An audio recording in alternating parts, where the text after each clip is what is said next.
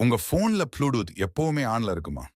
உங்க போன்ல ப்ளூடூத் இல்லனா, வைஃபை எப்பவுமே ஆன்ல வச்சிருக்கீங்களா? அப்போ இது உங்களுக்கு தான். இப்படி தேடிக்கிட்டே இருக்கிறது, உங்க மூளைக்கு ஒரு விதமான பதட்டத்தை கொடுக்குமாம். இது சும்மா இல்ல. சைக்காலஜி சொல்லுது. தெரியலன்னா தெரிஞ்சுக்கோங்க. ஒருத்தர ஈஸியா சம்மதிக்க வைக்கணுமா? யார் மேலயாவது உங்களுக்கு கோபம் இருக்கா? அவங்கள திட்டணுமா? அப்போ இந்த சாண்ட்விச் ட்ரிக்க ஃபாலோ பண்ணுங்க. முதல்ல ஒரு பாராட்டு, அப்புறம் நீங்க நெனச்ச திட்டு, கடைசில இன்னொரு பாராட்டு.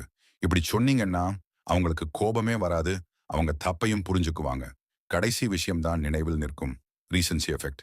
நீங்க ஒருத்தர்ட்ட எவ்வளவு நேரம் பேசினாலும், அவங்களுக்கு கடைசில நீங்க என்ன சொன்னீங்கன்னு தான் மைண்ட்ல இருக்கும். அதான் சொல்றாங்க, பேச்சை முடிக்கும்போது சிரிச்ச முகத்தோடையும், நல்லபடியாவும் முடிக்கணும்னு. அப்பதான் உங்கள எப்பவும் நல்ல விதமா நினைப்பாங்க. கண்மூடி, ஒரு சிகப்பு ஆப்பிளை நினைக்காதீங்க. இப்ப நான் சொன்னதும் உங்க மைண்ட்ல சிகப்பு ஆப்பிள் தானே வந்துச்சு. ஆமா, நம்ம மூளைக்கு செய்யாதேன்னு சொன்னா, அதத்தான் முதல்ல செய்யும்.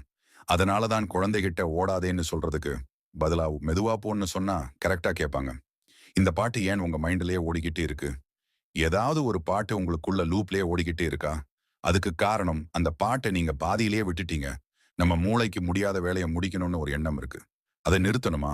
அந்த பாட்டோட கடைசி 2 வரிய முழுசா கேளுங்க. நித்திரும்.